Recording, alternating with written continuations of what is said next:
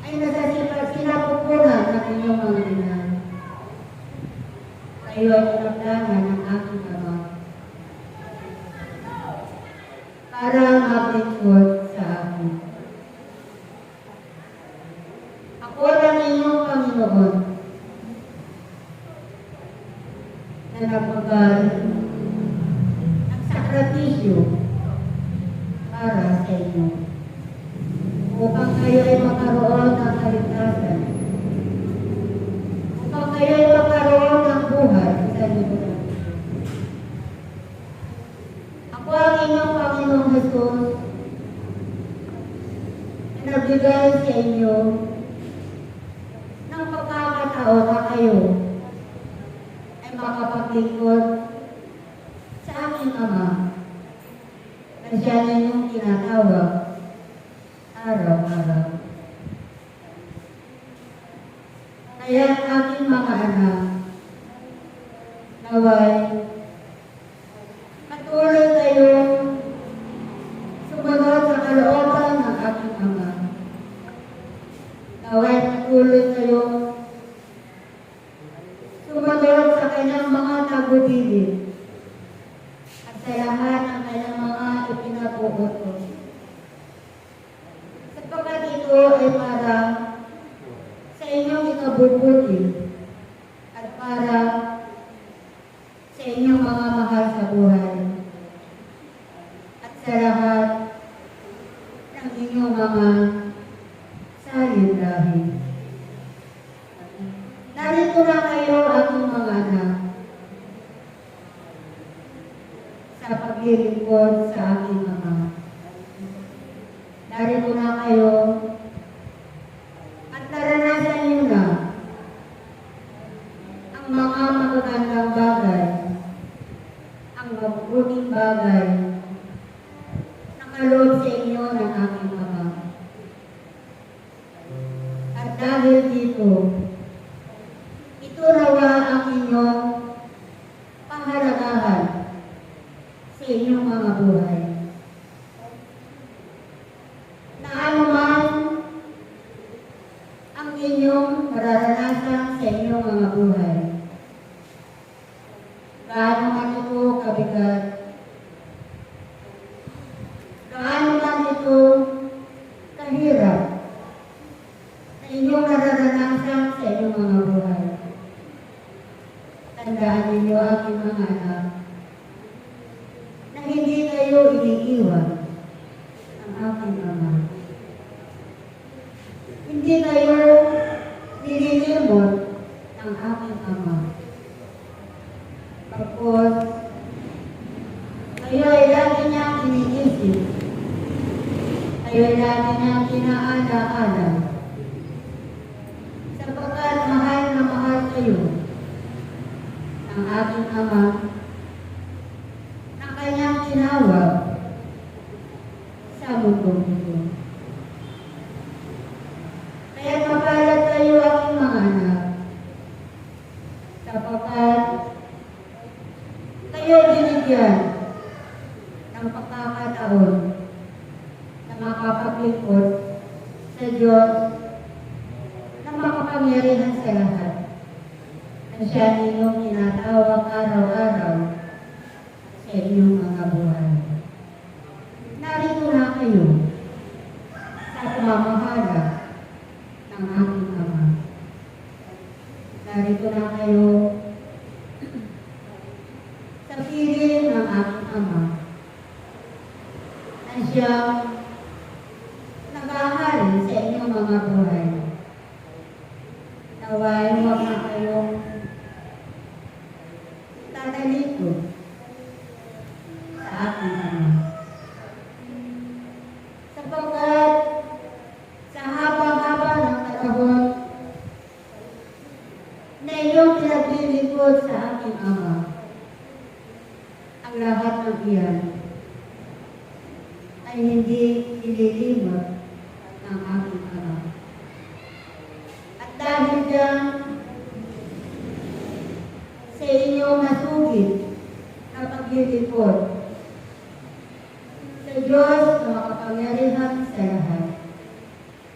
Dahil dito, hindi kayo kailanman pababayaan ng aking Ama. Batid ng aking Ama na kayo ay punong-puno ng karamdaman, na kayo ay kulang na kulang sa pananalapi, na kayo ay dumaranas sa mga pagsubok na ipinahintulot ng aking Ama sa inyong mga buhay.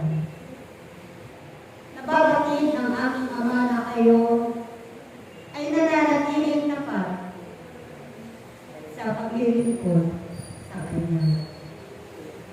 Kaya sa inyong pagiging matapat na paglilingkod sa aking Ama, ang lahat ng iyan, aking mga anak, ay susuklian ng aking Ama.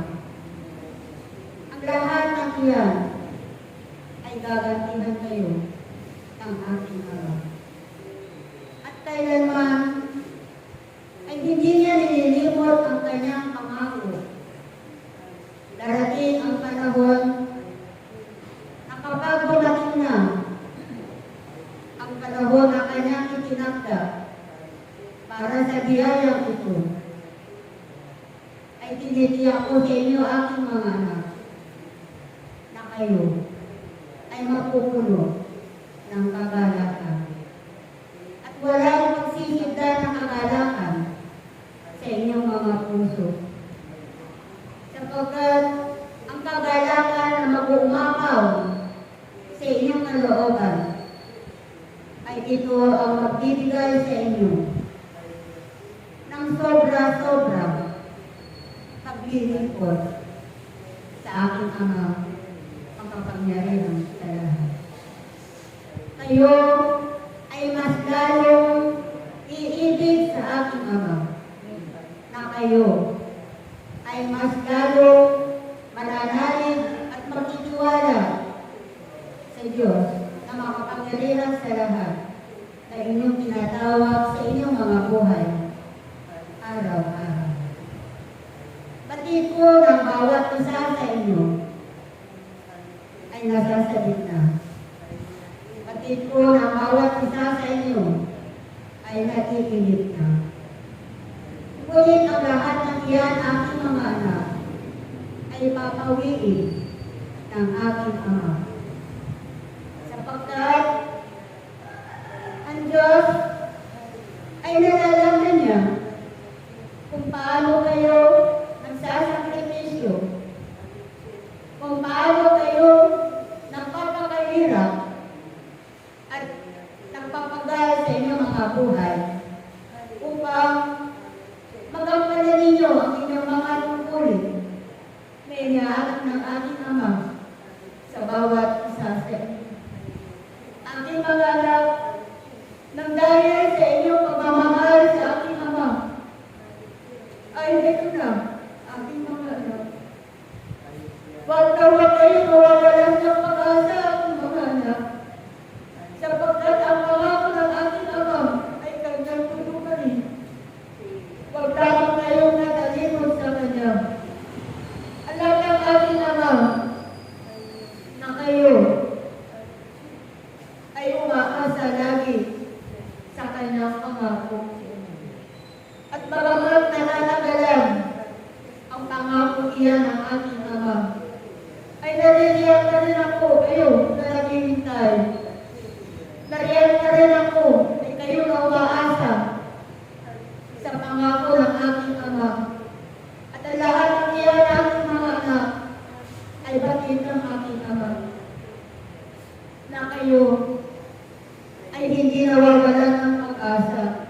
Bagkus, patuloy kayong kumakapit sa inyong Diyos na siyang tumawag at humirang sa bawat isa sa inyo.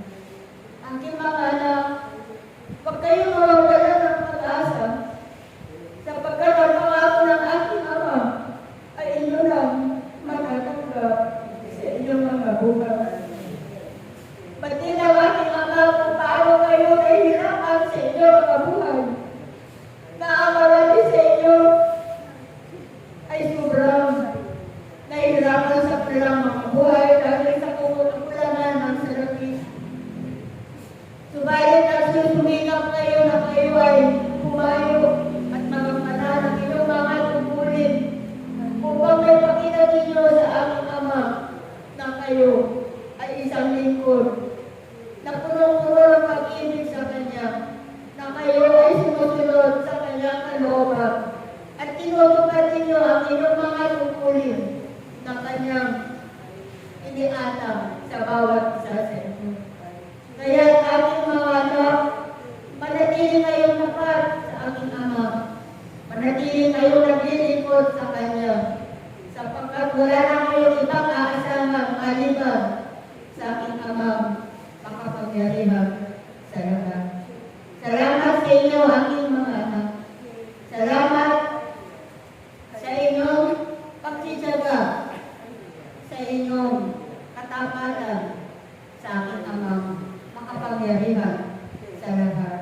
Manatili kayong tapat sa aking Ama, aking mga anak. Manatili kayong umiibig sa aking Ama at patuloy kayong susunod sa Kanyang kalooban. Sapagkat ang biyayang inyong hinihintay, aking mga anak, ay inyo na matatanggap sa inyong mga buhay. Salamat sa inyo, aking mga anak. Salamat at sa muli natin